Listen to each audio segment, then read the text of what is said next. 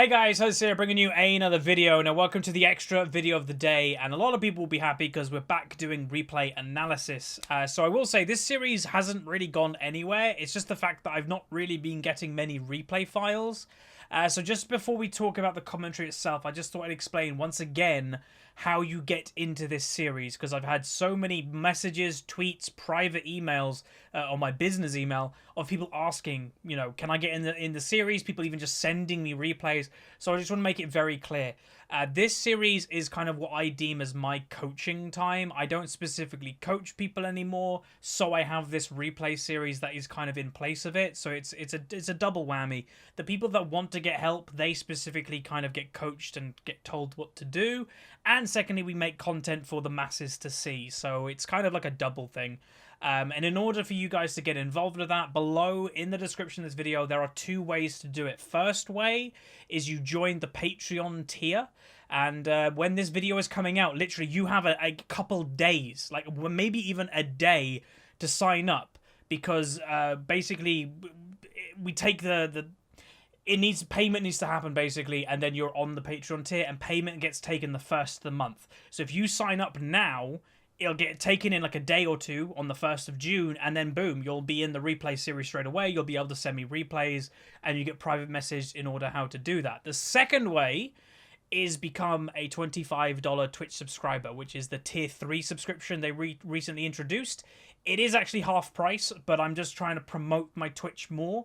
So if you want to be part of the replay and help me out on Twitch, then you can do that. And both of them, literally, if you sign up to them in the next couple of days, I'll get notified by that, and you'll be in the replay series for next month, which also is next month in June. I am doing 2 videos a day again. Maybe not for 7 days a week, potentially 5 days a week, but I really want to try and make 2 episodes a week of this replay series. So I'm going to need plenty of people in the series. We already have quite a lot of people, but the more the better, because again, this month I've been asking for replays, and this is kind of like the first one I've got. So sometimes that's the way it goes. But anyway, today we are going to be going over, again, this is a bit of a test as well. We are doing a support game.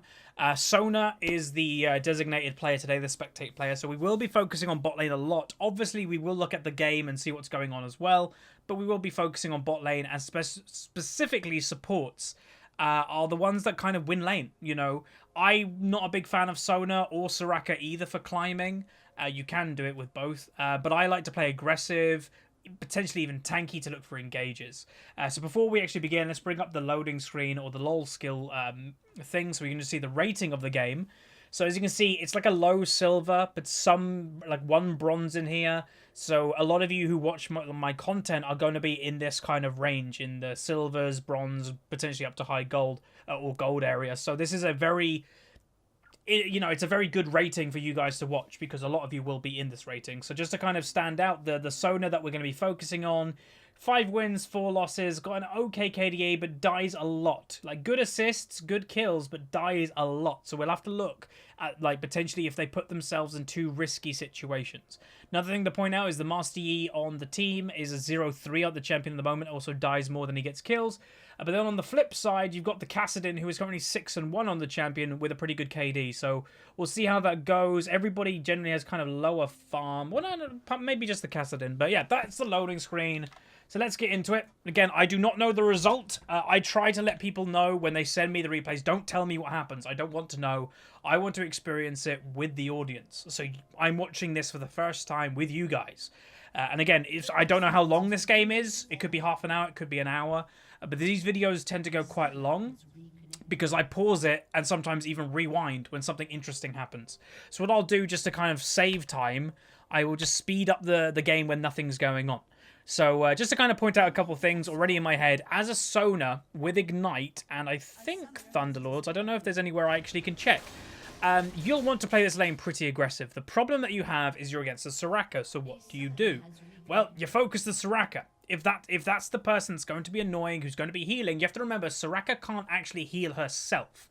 The only thing that she can do is use Q, and she gets health back that way. So if you dodge her Qs and, you know, hit her, she's going to be in trouble. So already you just saw that was actually a negative in damage return there. My team took more damage than them. because obviously Sona's pretty squishy. I like the aggression. So let me just point out something very quickly. You know Soraka's in this bush down here, and Ashe is like further up the lane. So I like the positioning of the Sona. So many supports you'll see, like the Soraka, that just stand in the bush for the whole lane phase and literally do nothing for you. I like supports that are visible, that are actually in the lane with you. You know, when I've played AD carry and unranked to Diamond, my biggest thing is if my support's behind me just twiddling their thumbs when we should be going at them. And honestly, this is a lane that I think they should go at them. Varus, Sona with Ignite. I think this is a kill lane, is what I describe this as. But anyway, let's continue. So obviously we will keep an eye on all the last hits and all the items and gold and everything. So starting items, nothing looks to be crazy different, or you know, nothing out of the ordinary. Just Kassadin's gone Dark Seal and Echo's gone that, which is fine. Okay, already first blood in mid lane. We're not going to go back, but we can tell both flashes used. I presume, I'm not going to rewind for mid lane, presume that it was basically Echo standing in the middle of minions, something like that. Okay, so negative trades right now. Sona is actually in big trouble. Heal comes in for Varus, but as you can see, there's the weakness of Sona. So squishy, but I will say that was the fault of Sona, not as the champion, but as the player. Varus was backed off at the time. You're in a 2v1 basically situation. You're alone. There's no real big point to be there when the lane is already pushing. So that was just free damage and honestly a free summon spell. Like Sona flashed and Varus had to heal for a situation that you shouldn't have been in. Now again, I just want to remind everybody that yes, this is a silver game, and so many people already in the limited episodes of the Spectate series we've done have gone, don't go into every single mistake because obviously these are silver players. I'm not going to go into every mistake. I'm going to go into the major stuff that you can change when you're watching this video. Because yeah, the little things, honestly, little tiny mistakes, don't really worry about them until you get to really high rating. Like, honestly, I don't even think little tiny mistakes matter that much in Diamond. Like, maybe when you get to like Diamond 2, Diamond 1 is where little mistakes really start to matter. But little mistakes are fine. Little mistakes are just part of being a player in League of Legends. Okay, I just want to point something out, and I know it's not to do with the Sona, but I just have to point it out. Poppy's build. So you're against a Tryndamere, okay? So I know you just got an assist on the champion. You're ahead in last hits. But what's that doing there? That's Sapphire Crystal. That is a non-combat item that's not really going to help you. Like, sure, it gives you mana, but it doesn't help you in combat stats if you manage your mana very well. So honestly, buying that as a Poppy, I know you're probably wanting either a Sheen or a Glacial Shroud, but it's just a non-purchase. Like, if you want to go Glacial Shroud, buy the Cloth Armor instead of the Mana Crystal. If you're wanting Sheen, just wait until you get 1,000 gold and buy something else. It's not a good item to have just randomly on a Poppy. Also, they're buying Boots, so it does look that they might want to go aggressive on him, and the Mana Crystal's not going to help. So I just thought I'd point that out because it would have bugged me if I didn't say anything about it. And that's what I do in this Spectate series. Yes, we mainly focus on the person that sends the replay in, but we're in a 5v5 game. If there is something happening that I need to talk about, I will talk about it. I'm not going to ignore it. Okay, so again, sometimes aggression is good, but aggression has to be calculated. Where was the calculation in that aggression? You walk up to them with no vision. Well, you did have vision in the bush, but where's your damage returning? There's not much going on there. So what I'd want to see potentially from my Varus, or this Varus, is I want him to maybe start looking for a little bit of damage on the Soraka, because they go for the Ashe, just gets healed. Doesn't really do a lot. To win a lane against Soraka, you have to, and I mean have to, take care of the Soraka first. Unless, and here's the flip side, you can just one-shot somebody. If you can just one-shot the Ashe, then yeah, sure, go for the Ashe. But it's unlikely it's going to happen. Echo does pick up a kill in mid lane, but then gets killed himself by staying in lane too much. It happens. Bot lane, my bot lane is now starting to push. CS-wise, you can see it's kind of even, to be honest. Like, by the time Ashe gets a lot of this last hit, it's relatively even. Okay, so Sona going for, again, more aggression. As a Sona, and I know, like, supports want to do stuff, I would only really do stuff if my Varus is going to follow up the damage with me. Especially in the early stages. Maybe later, because I know some Sonas go Lichbane build. I do not like that build, by the way. I would go more a standard support build, you know, get this early sight stone and all that stuff, and potentially go Lichbane in mid game if you're doing well, but I wouldn't start off going that build because that could just open you up to a world of pain. But yeah, just kind of just wait until, like, I don't know, maybe level 5 go for an all-in. Sona Flash will be back, go all in on the Soraka. That could work. Okay, so Kassadin is also pushing in. Kassadin does look to have a pretty big advantage in this lane, though, by the way. Damage returning, he's getting way more damage on the Echo right now than the Echo is returning. So this could potentially be a kill for Kassadin if Echo's not careful. But he is level 6, so yeah, okay, there potentially could be something. We did just see Vision of Zac in that bush. While bot lane, not really doing a whole lot, so we'll just check what's going up in top lane for now. Bot lane, yeah, okay, so there's a flash from, what was that? Yi? Yeah, Yi flashed. Okay, that was a bit weird.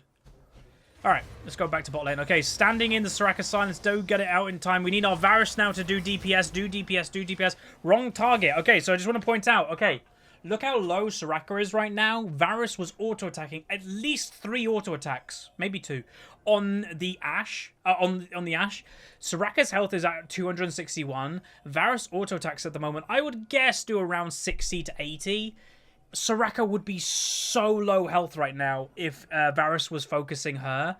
In the fact that I think, my prediction here is somebody is going to use a summoner spell. Either there's going to be an exhaust or there's going to be a heal from Ashe. Maybe a flash. But yeah, that's what I'm predicting. Again, I've not watched this game yet. I do not think anybody's going to die. Unless Ashe decides to flash into the Sona and they don't react in time. But if Ashe flashes into the Sona and then they get the ignite and the heal off to save the Sona, then Ashe should die. But let's see how it plays out. So we go. There's the exhaust. There's the heal. A flash from Varus. But yeah, both summoners burn. Soraka's very low health. And that's what I mean. Look how low Soraka is, everybody. If those couple of auto attacks that Varus did on the Ashe were actually on the Soraka, Soraka's dead. You know, every little helps, and especially in a lane you're against the Soraka, that's the person you need to focus. Another thing is when that trade was starting, if you're taking Ignite as a Sona, maybe just Ignite the Soraka. It's true damage. It means that she can't, you know, resist it or anything. And even that potentially could have killed the Soraka in time, is having that extra bit of damage from the Ignite. So there's stuff like that that you always can do. Always looking to min-max your damage. My team have to be a bit careful. The lucky thing is that they do have a Sona in this lane. So they can heal a little bit. But here's what I would say, is you do not want to overstay in this lane. I would push this as hard as you can. Ashe is now going back. Ashe is going to go and buy. So you push this and then you base as well. I would not stay for another minion wave. I would literally leave, because you'll leave it probably around the mid of the lane. So they'll leave it here. Go back and buy, which they're doing, which is good. And then the lane is basically neutral. It's slightly pushing into the enemy favor, in your favor, but yeah. Mid lane, things aren't going great, so they died once more, the Echo. And also the Master Yi died as well. Obviously, everybody knows I'm not a big fan of Master Yi. The reason why I'm not a big fan, and sometimes what you have to understand with my channel, and sometimes the things I say, is my mentality is of a high rating player, so Master Yi in high rating isn't that useful, and that's why sometimes in the comments go, Huzz, you don't know what you're talking about, Master Yi's OP. He's not OP because in high rating he's kind of useless, but the lower rating you go, the more useful that champion is, and that's why sometimes there can be a little bit of a difference of opinion between what I say and sometimes my audience. So in this game, I would expect him to do a lot.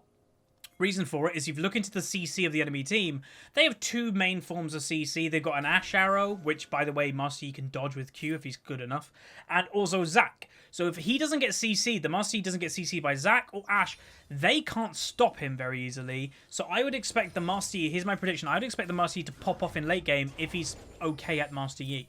The one thing I am slightly concerned with, though, and again, I'm not a Master Yi player, I don't even see him in high rating, so I don't know if this is the correct build. But he's going Warrior. Okay, all in coming in right now. Ashe level 6. Both of them are going pretty low. There's the kill. And now, no, both of them need to turn. If both of them were to turn on that, there's a chance that they could have done something. Obviously, surviving is good. Zac is also bot lane. So, okay, surviving was the right call. But when you're in a 2v1 situation, sometimes you can just take the person out. But Sona was quite low there. So that's okay. That's fine. Zac might run into a Master Yi. Here we go. There's a teleport coming behind. Zac is actually engaging, which is actually a big mistake for him. There's the damage. There's the blobbies. Okay, Ashe should go down.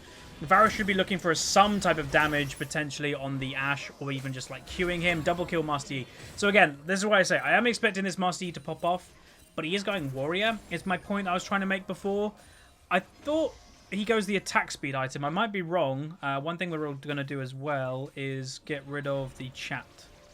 We don't need the chat taking up some of the window over here. Okay, that was good. That was a good play. So, good kill on Soraka. Sona got the kill.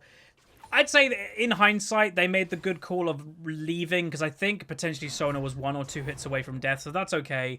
And then good follow-up from Master Yi with the Zac actually walking into him, and then also a good Poppy teleport. Do I think they needed the Poppy teleport? No, I don't think they needed it, but I don't think Ashe would have died otherwise. But is it worth? So what you have to ask yourself sometimes, as a top laner specifically, is if I teleport down right now, what do I gain and what do I lose? So she gained, I think, 2 assists. So that equals roughly 300 gold for her. So basically she got 1 kill.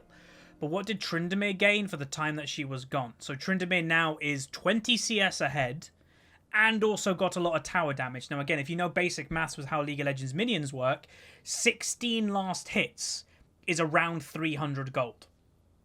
Roughly, you know, when you add up ranged minions and melee minions. So he's 20 ahead, so he gained worth more than a kill in gold from minions and also did tower damage. So it's only basically worth it to Poppy if Master Yi and the bot lane can make use of the gold that they just used. Because in the 1v1 of these 2 champions was not worth it. Was nowhere near worth it for the Poppy. So that's why sometimes not teleporting is actually the better thing to do. Because if she didn't teleport, I think Zac still would have died. I think 100% Zac was dead, but I think Ashe would have lived. But that means that Tryndamere probably wouldn't be 20 CS ahead and also got turret damage. If that makes sense, hopefully it does. But yeah, that's just a thing to think in the back of your head, especially when you're top lane, is do I actually need to teleport here? Am I going to lose too much in the 1v1? And right now, I'd say she lost too much in the 1v1 to warrant that teleport being called worth.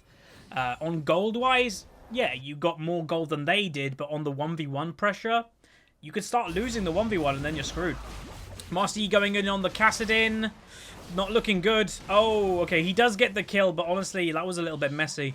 Zac gets a shutdown on the Master Yi, and bingo bango, we've got a pretty fed Kassadin, or starting to get fed, and also a Zac. So that's not great. Zac is in a very strong place right now. Again, if people wonder, you know, when Zac first got released, he had a 33% win rate. How is he suddenly now the most OP jungler? One, when a new rework happens, a new champion comes out, it takes people time to actually figure out how they're supposed to be played. Secondly, Zac did get kind of a lot of buffs in the recent patch. So there's the 2 things that made Zac OP. There's a fight going on with Poppy and the Zac bot lane. Oh, wait. Okay, we're going to rewind 15 seconds. I want to see what's happening here. I want to see what initiates this fight. I think it was just Sona walking in. Okay, so let's just point it out very clearly. My bot lane has no summoners.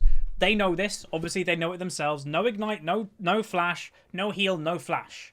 Enemy bot lane, especially when you're a bot laner and you're only laning against other bot laners, you should know what summoners they have. Like, in the back of your mind, do they have exhaust? Oh, yeah, I think they do. Or you're actually keeping track. Some people legitly type in chat. Like, that's why, if you're wondering why people go, Soraka exhaust, when somebody uses an exhaust, it's for people, if they wanted to time it. That's why. Like, oh, in 3 minutes, it's back up. So, let's look how this goes, because right now, I'm not thinking this is a good idea. Furthermore, Ashe is level 7, level 6, level 6, so they're a level ahead, Ashe is at least. So, let's see how it goes. Okay, so first thing, I do not like the separation. Look how clumped these 2 are, and look at the separation between these 2. Don't like that to begin with. So, here we go. So going for a lot of damage straight away on the Soraka, missing the Ashe Arrow teleport, still going for an all-in, still also attacking, 1 kill and death. That was questionable. So there's a few things that I honestly didn't like about that. One, I don't think the fight was actually a good idea at all. Again, when you have no summoners and they have summoners, there's a question there. 2, I didn't like the separation that Sona went so far ahead. Sure, look for an engage, but make sure the AD carry is actually with you, because the further you engage, like if you engage alone, that means in the time that you're doing stuff, your AD carry isn't doing anything yet. So being together is always better, but then again, you got to think of the mid laner. Like, I know always it's not the easier thing going, oh yeah, their mid laner is going to teleport in, obviously, but there's a chance, you know, there's always a chance, so you got to think about that as well. Echo obviously is struggling in the 1v1. He makes sure he has to ult, so he has to go this way, ult, and then run away. Ult, and then run that way. He might even still die because Kassadin is a pretty good laner. Yeah. Kassadin's pretty good versus Echo because he can follow him and has all like the anti-measures, like a shield and stuff like that. Okay, so just to kind of point out, everybody. So like I said earlier, was it worth for Poppy to do that little thing? No, she still isn't catching up. She's still 20 odd behind. and now struggling in the 1v1, having to go back, and Tryndamere can just stay in lane. So this isn't looking great for my top laner. Because obviously she rushed the Sheen, and now having Ninja Tabby. Can she survive with that? I'm not really sure. Tryndamere is about to get first blood tower, which obviously is a lot of gold as well. So what would I want? Oh, you know, I'm saying a lot of stuff, but what would I want to see from my team for the rest of the game? Okay, flash from Zac. That was a bit weird. Kassadin's stuck between a tower, but I don't think they're going to gain anything. Sona has to be very careful, otherwise she is a dead Sona. Okay, he's just going to run back to mid lane. So what I want to see potentially from my team is use the strength, right? That's what I talk about. Sometimes you don't need to be the hero. Sometimes you just have to kind of go, you're strong, I'm going to use you. Like, you can... The thing that people don't understand sometimes, a form of carrying isn't necessarily having an amazing kills, having amazing assists. It's allowing the person who is strong to carry, putting them in a position, like on a chessboard. Your queen is your strongest piece on the chessboard, strongest person in your team. Put them in the right position. You can physically do that by making sure that you're kind of doing the right thing yourself. Right now, what I'd want to see from the Echo is very, very defensive play. Potentially even buying like components for an Abyssal or something like, or Banshees, just defensive. Okay, Sona's going potentially aggressive, never mind. But yeah, what I was saying about the strong pieces on the chessboard right now with my team, Yi is strong comparing to others. Varus is doing perfectly fine. So we need to use those two in order for this game to be a victory. So Tryndamere should be dead here. I think, yeah, like even basing like that's a little bit questionable. I'm pretty sure Musty's just going to get the kill instantly. Bonk, kill for Musty. No assist for Poppy, but she does get XP because she was close enough. Bot lane, so Sona's going for an all-in. You know, face tanking as a Sona is not what you want to do. That's actually a pretty good idea, actually, from Varus right there. Sona ult, that was good. That's a dead, nice, good play. So a couple things I liked about that. First thing I liked was the focus on the Soraka.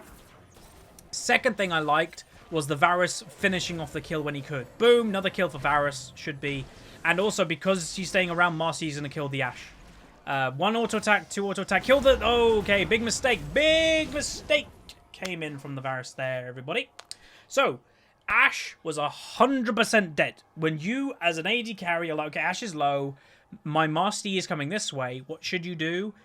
Number one is do not die. That is your number one target when you know they are dead because your jungler is just about to show up. 100%. So you should either back off because you're not needed anymore. One, you're a Varus, so you have a long-range Q. Back off and throw a Q to help. Or two, which he could have done, is not walk to the Ashe, finish off the Zac, and then just walk away. Ashe was dead. There's no point risking that, and he did, and he got punished for it. So Master Yi will finish off the kill. So overall, and like I said, overall, it's a good situation. Overall, it's a 2-for-1. But this is where separation of being good at the game and being okay at the game is min-maxing the gold that you get comparing to what the enemy can get. So in the perfect situation there is Varus would have killed Zac in his passive, walked away, and Yi would have killed Ashe, and they get no gold. That's the perfect situation. Boom, there's a dragon. Kassadin's having a little bit of walkies, gets one kill. He should actually go down for that, to be honest, because Master Yi is pretty strong, yep. So again, I am expecting this person to do damage. We'll just see what happens. Because again, the Kassadin is quite strong, but if he does stuff like that, goes in by himself, then it doesn't matter. The Master Yi in late game will just 1v1 him. So that's a good sign. Poppy is getting further behind in the 1v1, and just to kind of point out her item build is that she went for the early Sheen and now has to go tank because of the 1v1. She's not strong enough to survive. She probably wanted to go potentially like even Sheen rushing. You don't usually see Sheen rushing. Maybe she wanted to go Triforce, but I presume it's Glacial into an Iceborne Gauntlet. And now she has to change her build completely, all from that teleport that she didn't need to take. So sometimes, again, that's why sometimes as a top laner, I know you want to get involved. I know the feeling. I'm a top lane main. You know, I'm a 3-role main. But you want to get involved. You're bored. You're on an island. But that's the role sometimes. It's better to stay. Not give your opponent a lead. Because I can tell you right now, just sort of the psychology of a Tryndamere, he is not teleporting out of lane, ever. It's a Tryndamere. He's staying up there forever because that's what he does. Okay, so I'm not going to rewind that. They went for an engage. They got both summoners out the Ashe. Don't know where the Soraka's gone. There she is. And voila. Okay, so just to also point out, If you noticed on the minimap 2 seconds ago, you saw Kassadin was here walking this way. So right now, if my team, again, this is silver level, so I'm not expecting them to have amazing map awareness. Like, I'm expecting them to have okay map awareness, but not amazing. So they may have not noticed that. But what we should be seeing is Echo either pinging it, telling them. Obviously, if he's typing to them, we can't see that. But we should see a teleport come in from Echo. He's got teleport up. Poppy also has teleport. So we should see a collapse by my team to stop this Kassadin getting a double kill. Furthermore, they also have vision here. So we should see Kassadin starting to walk here if he does go that way. So any second we should see Kassadin. If he goes, there he is. We see him. So my team are fully aware right now, but are not paying attention because they have not got great map focus. Right now is the time we should start seeing an Echo teleport on one of these minions. If it doesn't happen within the next second, both my laners are dead. And no one will die on the enemy team. And if Echo does it later than a second, I'll wager he'll teleport in and just simply die. Furthermore, in top lane, they get 1 kill, but I think he's about to die to the Zac, and also Poppy will just run away. So let's see how it goes. We need to see Echo teleport now. No teleport. Still no teleport. Still no teleport. Still no teleport. Both dead, no kills. Echo still in mid lane, has teleport up. Nothing. So that's sometimes where, and this is where I say, is silver map awareness. Now, a lot of people in the comments will go, oh, that Echo, why didn't he teleport? Yes, true. Second point, when Kassadin was walking here, did you notice my bot lane did not respond? More so the Varus, he really responded late. So it's both things. It's bad map awareness and team presence from the Varus, because they could have turned that if he teleported. Second thing is bad map awareness by my bot lane by not seeing the Kassadin coming down. If they saw him and backed off in time, there was nothing would have happened. Also in top lane, some stuff happened, and 2 people died. They potentially can turn this. This could actually be pretty good. Okay, Marcy followed the ultimate. He's now ulting. That's a dead Kassadin, 100%. Ooh, maybe not. Okay, he did get him. Nice. We're not going to focus on this at the moment because it's the only thing interesting happening. Zac should actually get out of this, to be honest. Oh, he mucked up his E. He didn't do it long enough, so he will also go down. Okay, good play there. That's nice. That is the enemy team being overconfident, walking into the jungle. And yes, you've got your 2 strongest people, but you're still 2 people versus 3, versus 4. You know, the whole team, potentially. So you can't just willy-nilly walk in like that. Like, again, confidence sometimes blinds people and causes them just to throw a game. So always be really careful with that. Because, yeah, you see it happen more. Okay, so just to kind of point out, again, people say to me, and I actually cover it. I'm not sure when I'm going to cover it. I think it might be even tomorrow's episode of Unranked to Diamond, because I'm pre-recording a lot more at the moment, because I'm preparing to do 2 videos a day again. I talk about split pushing versus grouping, and why split pushing is not the way to climb. And a lot of people question that, but again, from my personal experience of years of doing fresh accounts to Diamond and stuff like that, the people that I always see split pushing are the same people. The people that are stuck in a certain rating after playing hundreds of games every single season is because split pushing is not the way to go. Because again, the lower rating you are, the less communication your team has. And also the understanding of when to split push, not only for yourself is less, but also your team is less. So this Tryndamere split pushing right now isn't a good idea. Why is it not a good idea? Well, he's got 2 people dead that just died around here. Do they have any vision in this area? They have no vision covering the top lane right now, so he does not know where anybody is. And what's he going to get? Like, it's just not a good time to split push, especially when 2 people are dead. So let's just see how it plays out. Now, what I'm thinking is either they're going to collapse on him, which they are, but he might just take them for a joyride and just run around. So the moment... Okay, so right now, with him walking all over the place, what I would do as my team, go do the Rift Herald instead. Chasing a Tryndamere for 1 kill when he's stopping split pushing, you've got rid of him. He's going to go back and base.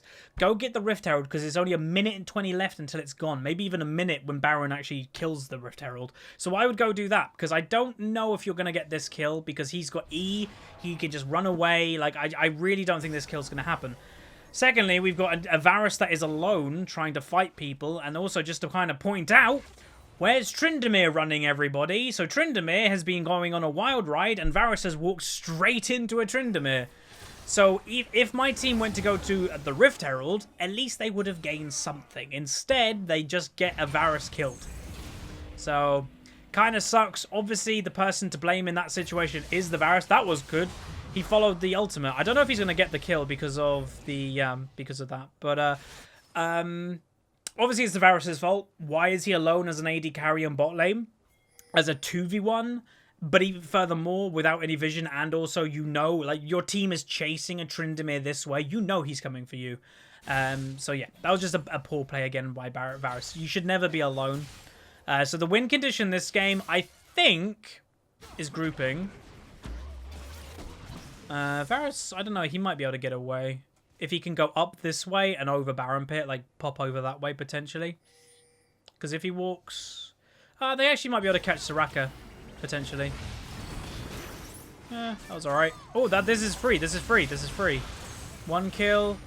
Poppy needs to focus the right target. So Kassadin is the priority target right now. Okay, he does go down. Tryndamere's coming over. Sona needs to get there pretty quick. And Varus should start moving. 1 death, not good. Zac ultimates. Sona has to be careful that she doesn't get like 2 shot by the Tryndamere. Very careful. Yeah, she did. That was... kind of obvious that Tryndamere wanted that kill. Okay, focus the Soraka. If Varus auto-attacked once, which I think he had range for about a split second and queued, Soraka was dead. Poppy does survive, which is good. Alright, so that was a bit messy. Mainly going into their territory for an extended period of time and getting collapsed on.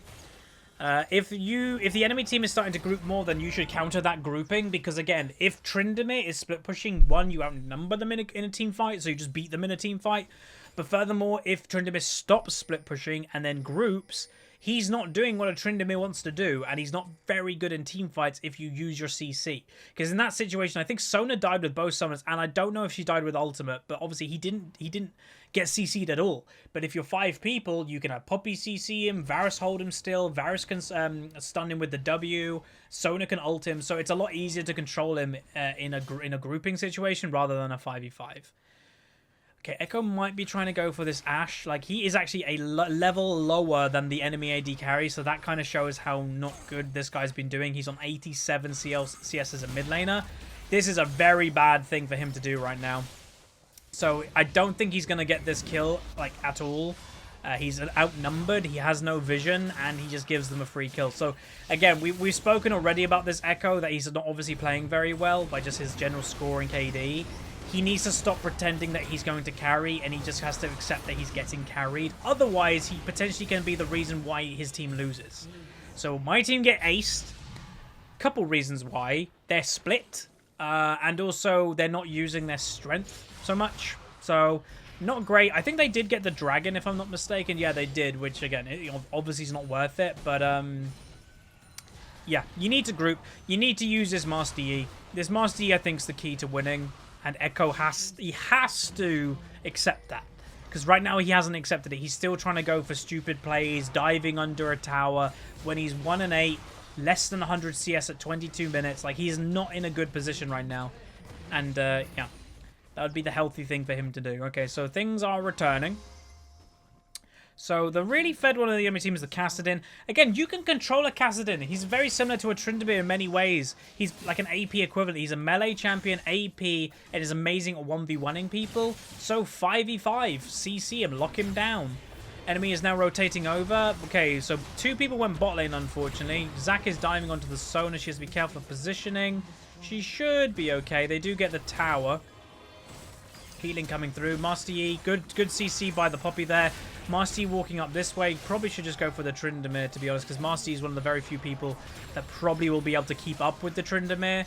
Zac will probably be waiting around here still. Varus, I do not like that he's alone, so we'll kind of keep an eye on that. I'm expecting Kassadin to go and kill him. But we'll keep an eye. My team want to do Baron, which again isn't a good call. You do not have your AD carry with you for some reason.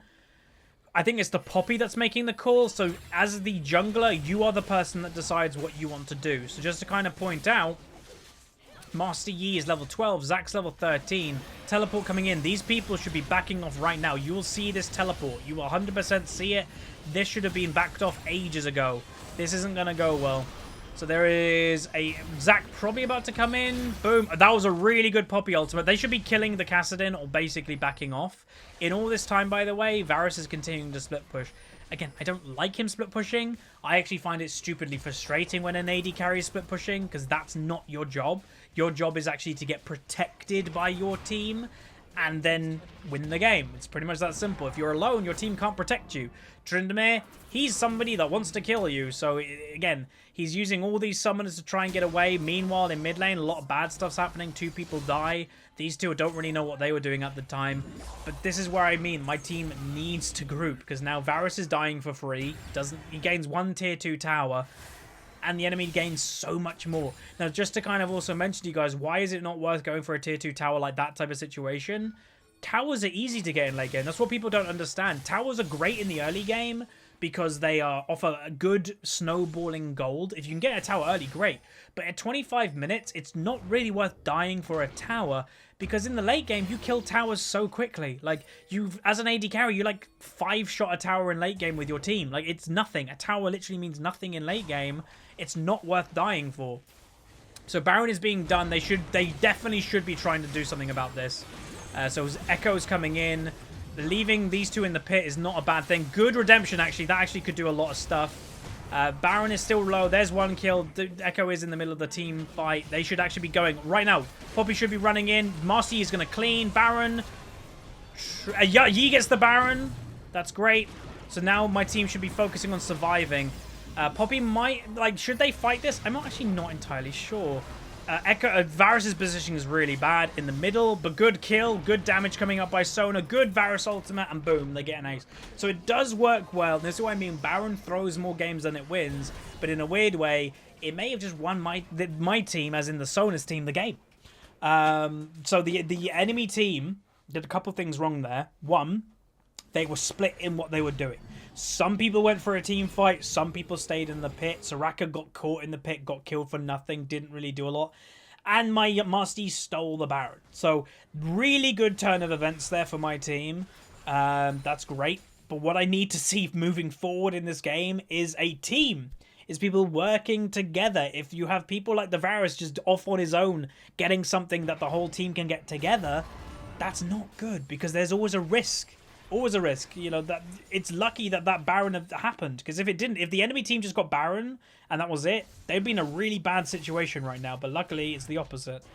So again, why on earth are you top playing alone as an AD carry? What are you trying to gain as an AD carry alone other than risking it? That's the only thing you're potentially risking. Way safer just to go with your team. Way safer. So luckily he didn't get caught out. But you never know, and that's the point. You don't know. There's no vision in this whole area of the map. So, what I want from my team is go back and buy, sure, and then group. 100% group.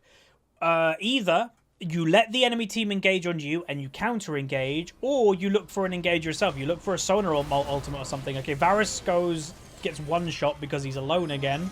Good Sona ultimate. I want auto-attacks. Give me more auto-attacks, Musty. More auto-attacks. More auto-attacks. 1 kill. Ash might survive. Okay, focus the Kassadin. I want focus on the Kassadin. Perfect.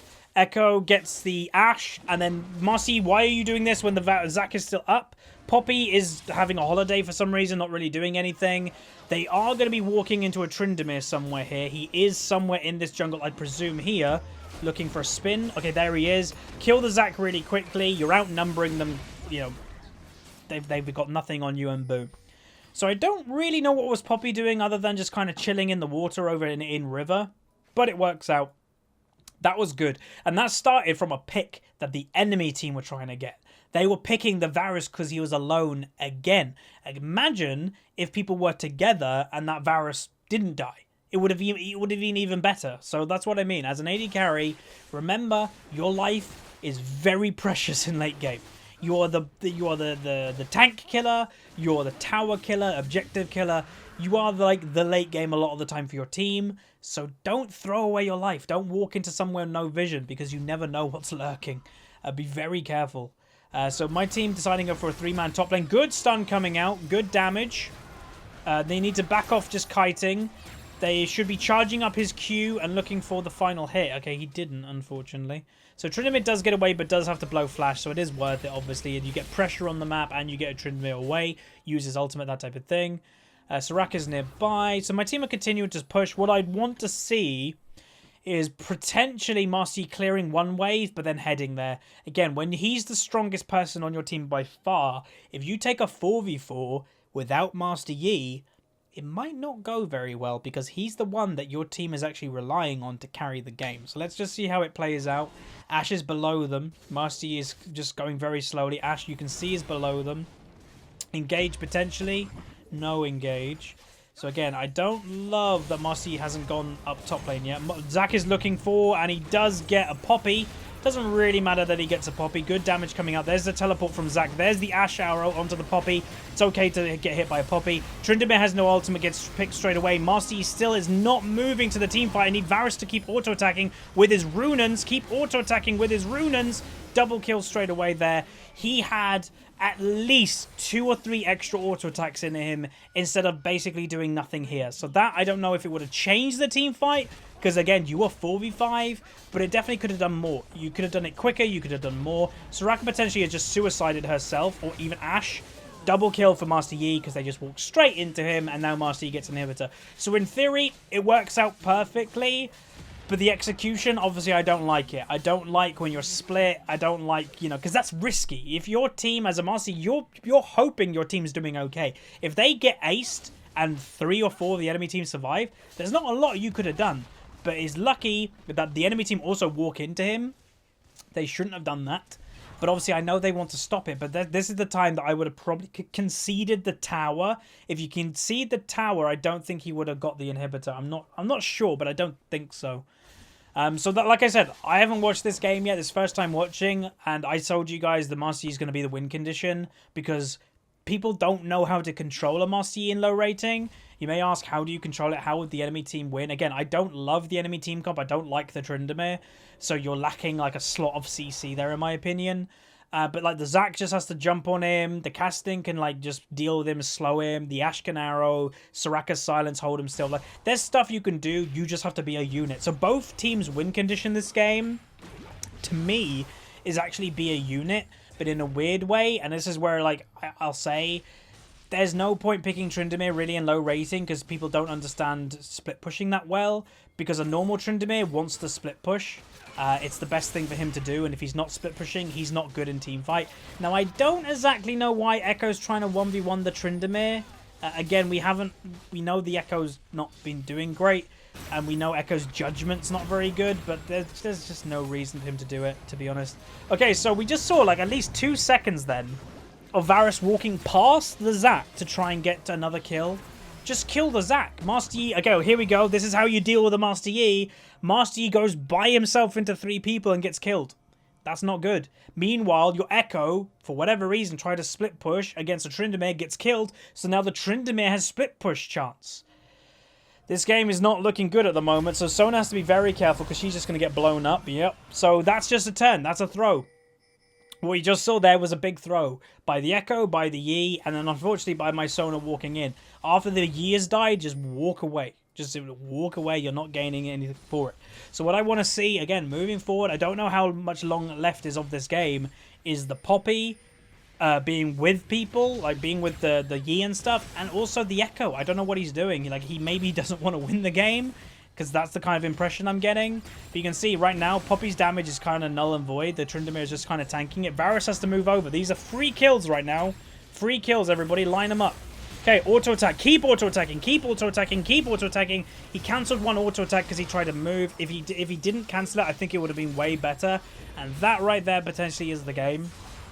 So he went a bit too close to them. Flew too close to the sun, if you will. Master Yi might be able to clean. Does get hit by that. And let's see how it goes. Sona, good ultimate. Where's the Master Yi? Go back in.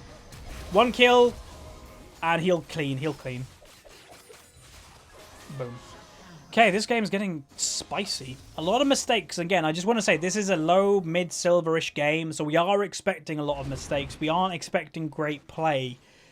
But when you're somebody, like what I would want to say to people is you can be whatever rating. You can be bronze 5, you could be diamond. What I would want to say to people is sometimes when you're in game, literally so many people do not think when they're in game. I've said it time and time again. So what I would want occasionally for some people to do is just take 30 seconds. You can be dead. You can be in the death screen and go, okay, I'm currently, so like right now, let's just pretend we're the Echo. I'm 212. What should I do? And the answer, if you're okay and, you know, you're level-headed and everything, will not be split push. It will not be go for solo kills. It will be, I've got a 17 kill Yi. I've got an 8 kill Varus. It will be, use these people. Be with these people and try to help them. That will be the logical thing. Now, let's just point something out. Poppy just started the Baron, which is okay, but super minions are making their way into the base. You can clearly see the ashes over there, but we still have vision of the Zac, so this is risky. This is not a free Baron. It'll go up to a smite war. Luckily, what I will say is you've got a level 15 Zac versus a level 17 Yi, so obviously we've got the smite favor in the Yi that he does more damage. He does 100 more damage, I think, with smite. His smite does 950 and Zac does 850. Yeah, 100 more damage. So this should go well, but we'll see how it plays out. Ash should actually not be moving. Like they are probably too worried about the minions. Zac is over here. Did have vision of him. Baron's dead. Baron's dead. They didn't go for it at all. Wow. Nice. Okay, so as my team, what do you want to do? Infernal Dragon is up in 15, so if I was the Master Yi, I'd potentially go over there, maybe with a couple people, but you also want to start pushing this out. So when you have Baron, and you already have an open inhibitor, yes, it's really annoying that the Infernal Dragon kind of mucks it up right now, because the lane you want to go as a team is actually top lane. Again, I do not like the Echo being alone. He should not trust himself to be alone this game. Maybe he just had a bad game. So it does seem that my team, I think, are giving up the Dragon.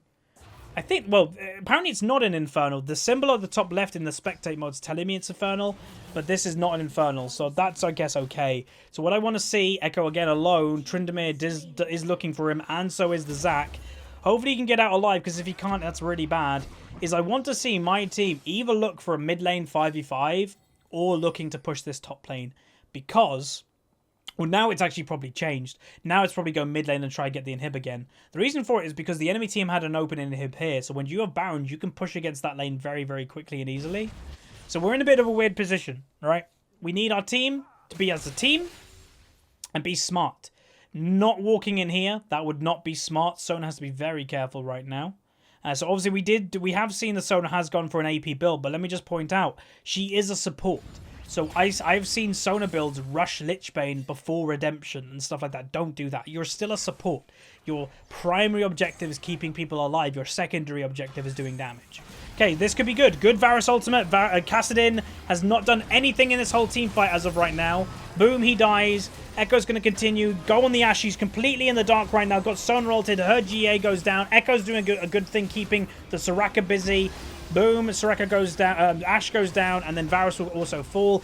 Echo eventually, or Varus picks up the Soraka. Tryndamere split pushing, not doing anything in his ultimate wisdom, and that will be game. That is the game over, I would 100% think. Again, I just want to check. We will just go back.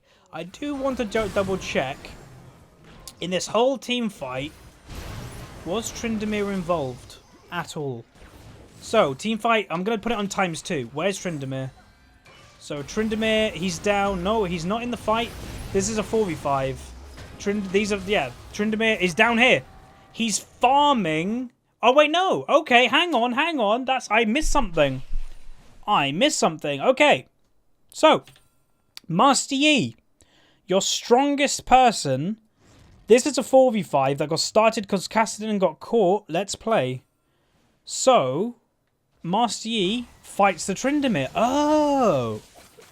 And he loses. But these guys win. And these guys win big time. Whoa, okay. Wow, that just changed everything. So that's good play by my 4v4. Alright.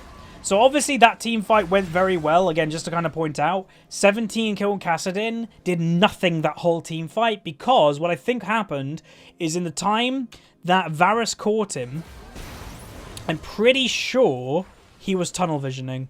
So I'm pretty sure Kassadin here is looking for this echo. It's like, let's go on the echo. Me and Ash, we can collapse on him. Walking this way, not paying attention, gets Varus ulted, gets basically one-shot. Zhonya's goes over the wall, does no damage to the whole team fight. Your 17 kill Kassadin does nothing the whole team fight. Team fight lost just right there, so Kassadin through it. Wow. That's crazy. Okay, well, there we go. What will I say about the bot lane? Yeah, it's kind of bad that Yi did die. 17 kill, he died to a 9 kill.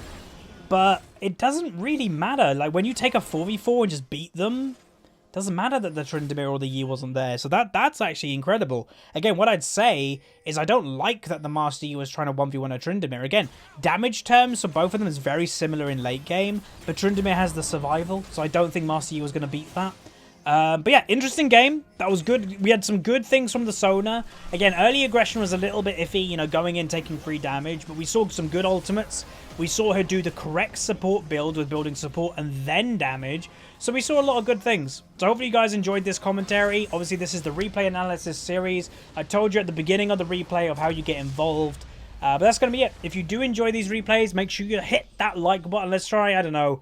I'm not going to put a goal on it, but I'll say if you normally don't like the videos, you're like, oh yeah, Huzz knows I like them. No, just throw a like on this video because I really want to know if people enjoy this series.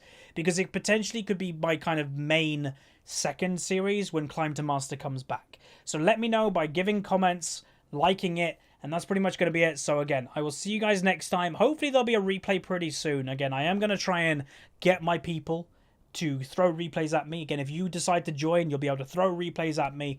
And that's going to be it. So if you liked it, like it, subscribe. I'll see you guys next time.